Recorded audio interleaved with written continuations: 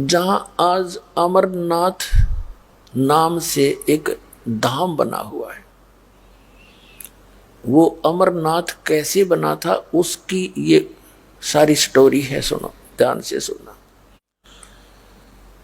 उस स्थान पर एक सूखा वृक्ष था जिसके टहनी नहीं, पत्ते नहीं थे, सूखा खड़ा था। उसके नीचे जाकर उसके पास बैठ गए भगवान शिव और पार्वती और कहा कि यहां इसलिए बैठे कि कोई पक्षी भी आ गया तो आता भी दिखेगा, क्योंकि पत्ते हैं नहीं तो उसको उसमें मंत्र देना बंद करके उसको भगा दिया जाएगा। उस सूखे वृक्ष की खोगर में एक सुराख से होते हैं, बड़े बड़े पेड़ उड़ते भारे भारे, अब तो पेड़ खत्म हो गए, और उसके अंदर एक सुराख सा होता था, उसको खोगर बोल रहे हैं देसी भाषा में। उस वृक्ष की खोगर में एक तोता, मादा तोता ने अंडे उत्पन्न कर रखे थे। वो भगवान शिव को पता नहीं था, तो भगवान शिव ने वहां बैठ के पार्वती को बैठा लिया, एक आसन बिछा के आप भी बैठ गए, और वहां पर ऐसे जोर जोर से 3 बार तारी बजाई ने, इतना भयंकर नाद होया।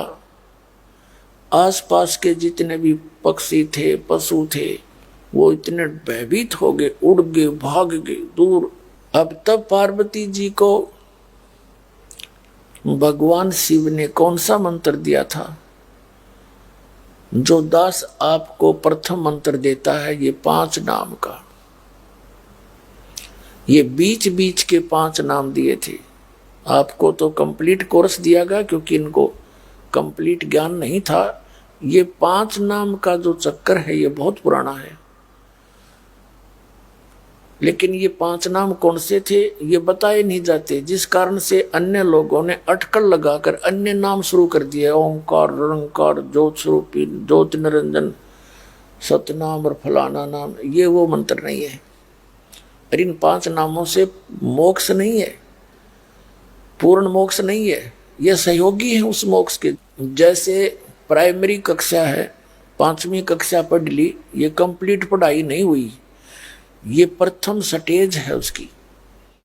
तो ये समझो जैसे फर्स्ट एड होती है, तो भगवान शिव ने पार्वती जी को मंत्र सुनाने शुरू किए। अब दोनों पुण्यात्मा थे, युगों युगों की भक्ति युक्त थे, अंतःकरण निर्मल था, सोच अच्छी थी। भगवान शिव बताने लगे कि मूल कमल में गणेश जी है। हमारे शरीर में जो बैकबोन है, रीढ़ की हड्डी, ये यहाँ से प्रारंभ होती है और नीचे गुदा के पास तक चली जाता है, डंडा सा। इसके अंदर की साइड में जहां ये समाप्त होती है, उससे 2 उंगल ऊपर गणेश जी का मूल कमल बोला है, इसको मूल चक्र बता के वहां पर मूल कमल है, उसमें गणेश जी का चैनल है। इसको चैनल समझो, ये शरीर टीवी है और इसके अंदर ये कमल, ये चैनल है। जैसे कोई कार्यक्रम हो कहीं रहा है, रिले कहीं से हो रहा है, देख हम टीवी पर रहे हैं, जौन सा चैनल ऑन कर लिया उसी पर देख लेते हैं। तो ये चैनल समझो हमारे शरीर में बने हुए कमल चक्र। लेकिन ये जो चक्र हैं, जो ये टीवी चैनल है, ये तो भौतिक है। ये शरीर के अंदर भी भौतिक होते हुए भी आध्यात्मिक सिस्टम से चलते हैं, ये इतना अंतर है। तो उसका बताया कि इसका किलियम नाम है। उसके बाद बताया कि इसके ऊपर 2 उंगल ऊपर एक स्वादिष्ठान चक्र है, जिसको संतों ने स्वाद चक्र कहा है, और इसके अंदर सावित्री और ब्रह्मा जी का ये चैनल है। यानी उनके लोक में जो कुछ भी हो रहा है उसका कनेक्शन इस चैनल से है, इस कमल से है, और इसका ओम मंत्र है। फिर बता के उससे ऊपर नाभि, सुंडी जिसको बोले हैं, नाभि के पीछे रीढ़ की हड्डी के ही चिपका हुआ एक कमल है जिसको नाभि कमल चक्र बोलते हैं। मूल कमल है, उसमें गणेश जी से संबंध है और उसकी 4 पंखड़ियां हैं। सावित्री ब्रह्मा वाला दूसरा चक्र है नीचे से, उसकी 6 पंखड़ियां जैसी, पत्तियों जैसी आकार की अंतड़ियां हैं, बहुत जैसे निशान से। फिर नाभि कमल है, इसकी 8 पंखड़ियां हैं। लक्ष्मी और भगवान विष्णु का ये कमल है, उनके लोक से इसका कनेक्शन है, जहां भगवान विष्णु अपने विष्णु लोक में रहते हैं। उसके बाद हृदय कमल है, ये दोनों सतन हैं, इनके ठीक मध्य में, यहाँ पर और बैक साइड में, इसके बैक में और रीढ़ की हड्डी के अंदर की तरफ, ये इसको हृदय कमल कहते हैं। इसमें शिव और पार्वती का वास है, ये शिव का लोक है और इसका मंत्र सोहम मंत्र है। इसकी 12 पंखड़ियां हैं, पत्तियां हैं कमल जैसी, ऐसे निशान से बने हुए पूरे इस रीढ़ की हड्डी के अंदर की तरफ, मांस के ऊपर ऐसे चिपके हुए निशान से नजर आते हैं। उसके बाद कंठ कमल है, इस कंठ कमल में श्री देवी के उस लोक का कनेक्शन है, ये उस देवी का कमल है। इसकी 16 पंखड़ियां हैं, इसका श्रीयम नाम है। तो ये 500 नाम जब बताने लगे, शिवजी भगवान बता रहे थे, जब कंठ कमल तक बता दिया, उसके बाद बता के इससे आगे सहस्रार कमल है, त्रिकुटी कमल है एक। उसके बाद फिर सहस्रार कमल है 1000 पंखड़ी का। त्रिकुटी कमल पर जो है वो केवल 2 पंखड़ी का कमल है और एक सहस्रार कमल है जिसमें ये काल ज्योति निरंजन का कमल है। और त्रिकुटी कमल ये एक ऐसा स्थान है जैसे प्रत्येक देश का एक राजदूत भवन होता है, और त्रिकुटी से ही सब प्राणियों को फिर आगे जहां जाना है वहां से उनका आगे जाने का रास्ता फिर वहां से शुरुआत होती है, जिसने जहां की साधना कर रखी होती है।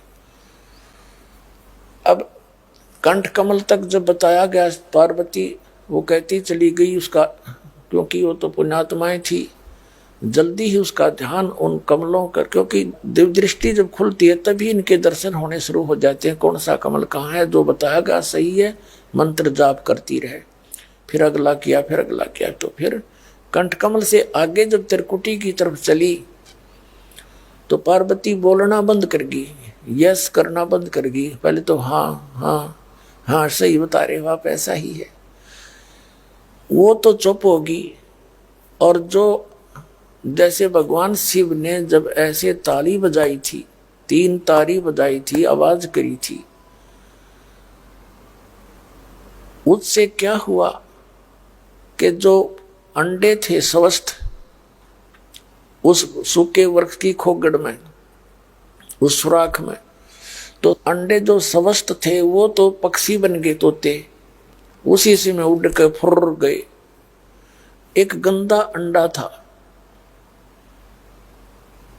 जो खत्म हो लिया था, उसमें दोबारा कोई प्रक्रिया होने की संभावना बहुत कम रह गई थी। अब वो एक आत्मा का, जैसे कई आप देखते हो गर्भपात से मरण होता है, जैसे आपने श्री महावीर जैन जी का इतिहास दास ने बहुत बार दिखाया, उसमें उसके कई लाख बार तो गर्भपात से मरण होया, यानी जीव था, उसका संस्कार ऐसा था कि गर्भपात, इतना ही मनुष्य जीवन था उसका, कुछ महीने 2 महीने 6 महीने का, वो गर्भपात होकर मर गया और नेक्स्ट जूनी उसने प्राप्त करी। तो इसी प्रकार एक आत्मा का उस गंदे अंडे में इतना ही संस्कार था, उसने वो जन्म उसमें प्रवेश होना था और उसका खत्म होना था। ये समझ लो गर्भपात था उसका, वो खत्म हो जाता वो जीव। अब अंडा जब गंदा हो गया था और वो आत्मा के निमित्त था, उसकी बॉडी थी वह, तो वो आत्मा उसके चिपकी बैठी रही, उसका चिपकी बैठी रही, मेरा है मेरा है। अब जब भगवान शिव जी ये मंत्र सुना रहा था, वो अंडा स्वस्थ हो गया और वो तोता बन गया, फूट भी गया, बच्चा भी बन गया। और बच्चा बन के पार्वती तो समाधिस्थ होगी, उसने बोलना बंद कर दिया जब इससे ऊपर चली गई। और वो तोते का बच्चा बन के गंदे अंडे से निकल कर लगा करने हूँ। अब भगवान शंकर ने देखा पार्वती तो बोल नहीं रही, मैं पूछ रहा हूँ सुना है कि नहीं सुनती, तो आवाज कहाँ से आई?